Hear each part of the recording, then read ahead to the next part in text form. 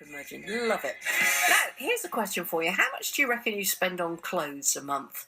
It was when hypnotherapist Dipti totted up her spending on clothes, she knew she needed to do something. £200 a month every month, she found out she was paying out. And it was actually her partner who told her she was out of control.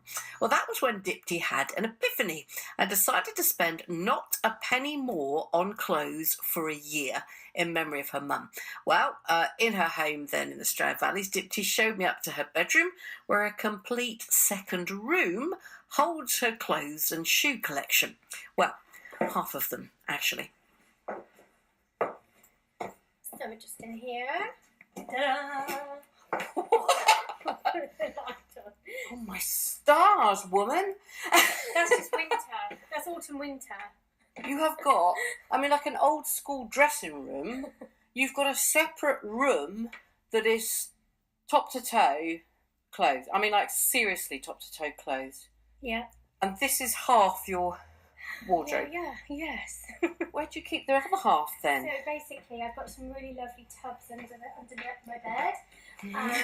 And because summer clothes are obviously littler and sort of, more sort of rollable, they all fit under there. I do have a problem though when I'm doing it the other way around, because obviously summer, spring goes in there, and then I'm kind of trying to bulky stuff my jumpers under the bed. So yeah. I'm going in. Turn the light on so you can get the full experience. Okay, well it's very organised, I'll give you that. So we've got every kind of winter skirt known to man here. Then we're going on to jeans, posher trousers, bag of skinny tops, belts. So you've got all the black sort of sparkly party gear, the beige, the jumpers, the tops. Then we've got jackets. They're on to wall 3 of the 4. More bags, some more jackets, some real party folk, party stuff. Then you've got a dressing table with all your lights and your makeup and your jewellery. It's probably every woman's dream to have this. Not many of us do. No. And then we haven't even got onto the shoes, which below everything, we've got... How many pairs of shoes do you reckon you have? I don't think I've added them up, to be fair. But a couple of years ago, I did a massive shoe clear out. And I scaled down significantly. So when you said you had a clear out, how many did you clear out? I think maybe 100. That's what you've got rid of? Yeah. So you must have over 100 pairs here. You must. And then this is just winter shoes. So I think I've got about 40 pairs of flip-flops as well, which are downstairs. 40? Yeah, I think so. Of flip-flops?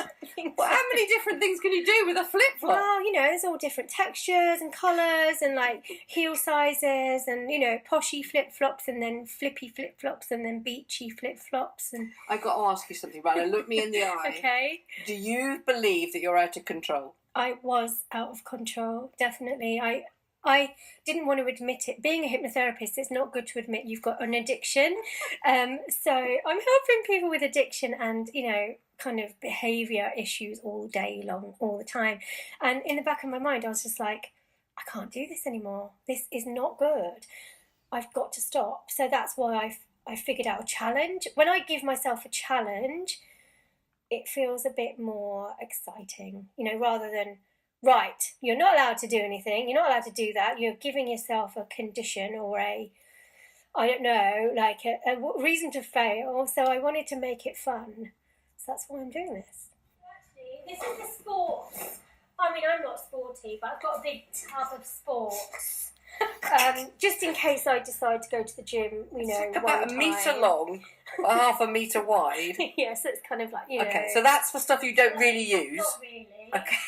And then I might have to just move this over here because I've got to get right under and pull out what have we got here. So there's this kind of softish bag. What's that got in? Let's have a look. So if I open this up, in here, I can't even remember. You can't. Okay, so these are all summer tops, really. So little sort of summer tops and t-shirts and little kind of vest tops and things. And but you couldn't remember what was in there, No. So if I had taken that away without you opening the zip... Oh, yeah, but then if you I wouldn't have known. Yeah, but then if I get to summer and then I go, well, where are my tops? I will remember then.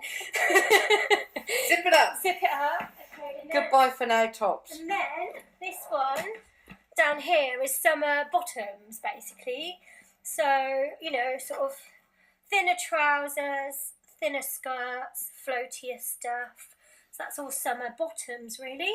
I will give you this. You are very organised about it. Yeah. Everything's in lovely condition. It's all either colour coordinated or it's put in the right box. And, I will give you that. So it's not like you're a hoarder or anything. Well, my partner would probably disagree, to be fair. An organised hoarder. We'll go back to find out more then about Dipty's situation clothes-wise and why she is trying to take back control in a very specific way. That to come. Looking at the roads, meanwhile, then. It's Anna King. Good morning to you, BBC Radio Gloucestershire. So heading back then to the Stroud Valleys now, where we left Dipty Tate showing me round her many racks of clothes and shoes, and that's before we got under the bed to see all her summer stuff that's stored under there as well.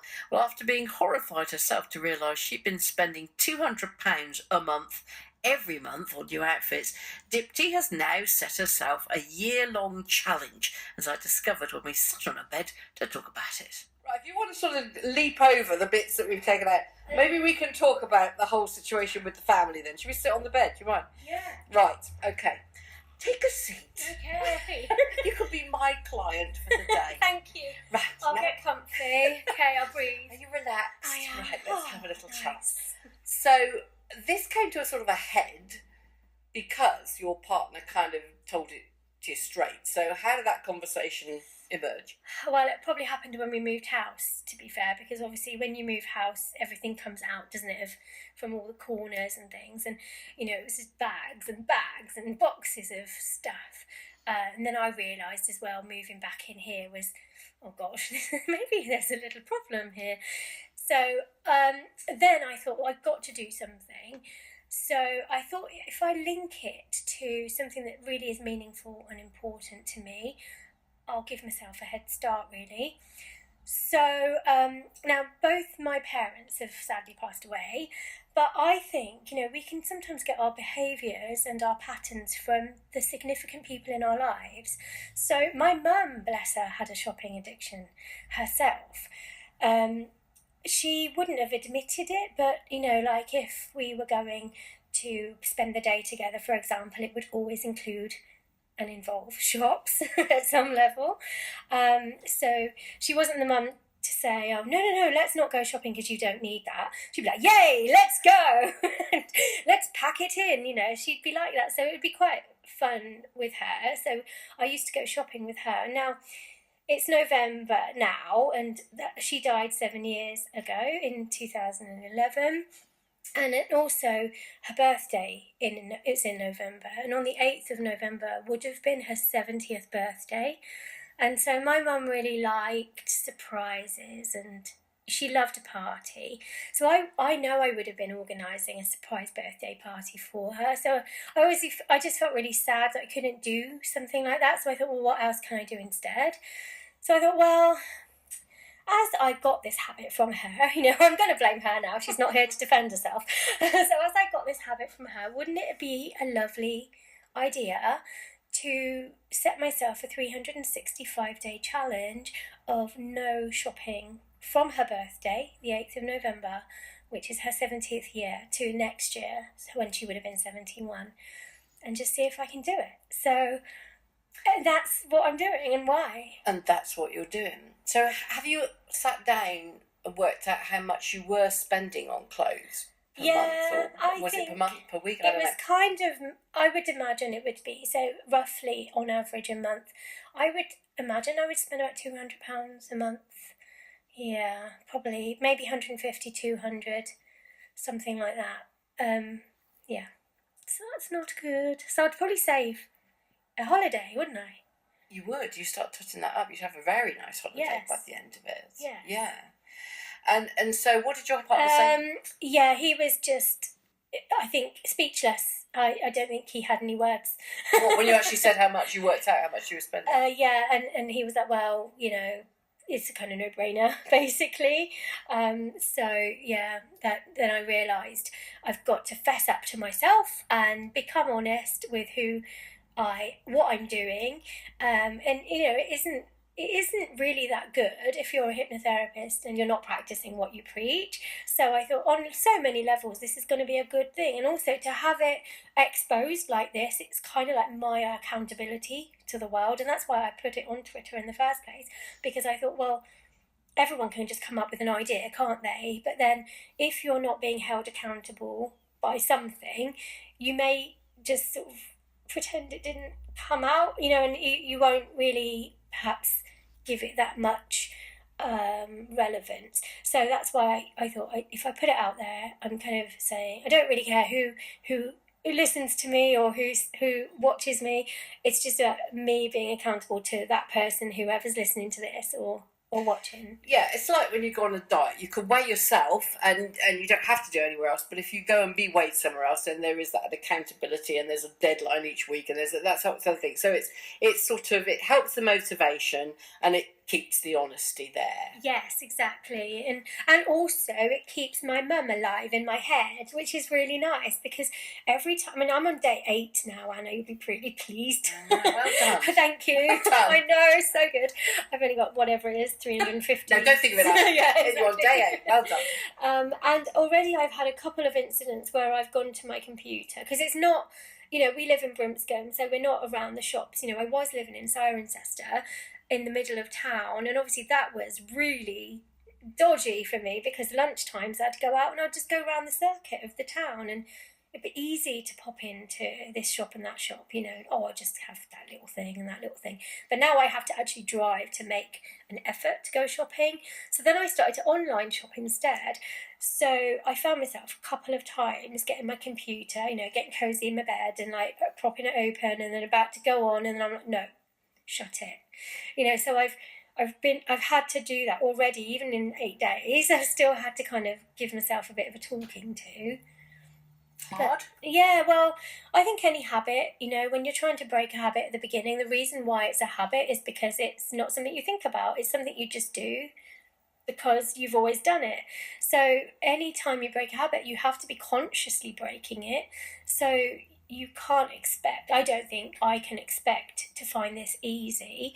So I'm not trying to pretend it's going to be, but I am giving myself, I suppose, the permission to find it hard, but also to know how to use my own skills in my own way onto myself, rather than giving those skills to a client, I know it doesn't sound very big for a lot of people, but for me, this would be a massive thing. It really would, and I'd be really proud of myself, especially when I'm lying in the Bahamas, next year. Exactly. With your clothes money, that's when it really pays off, doesn't it? Exactly. Yeah. Dipti then, who felt she was out of control, certainly her partner said she was when it came to her clothes shopping, but that's all changing now. She set herself the task, the challenge if you like, in memory of her mum, of not buying a single item of clothing. Not one jot of a penny will be spent on clothes in the next year. We'll be following her progress and dipping in and out with Dipti. So if you want to see Dipti and her pretty vast clothes collection, it's on our Twitter feed now, at BBC Gloss, at BBC Gloss. Go Dipti!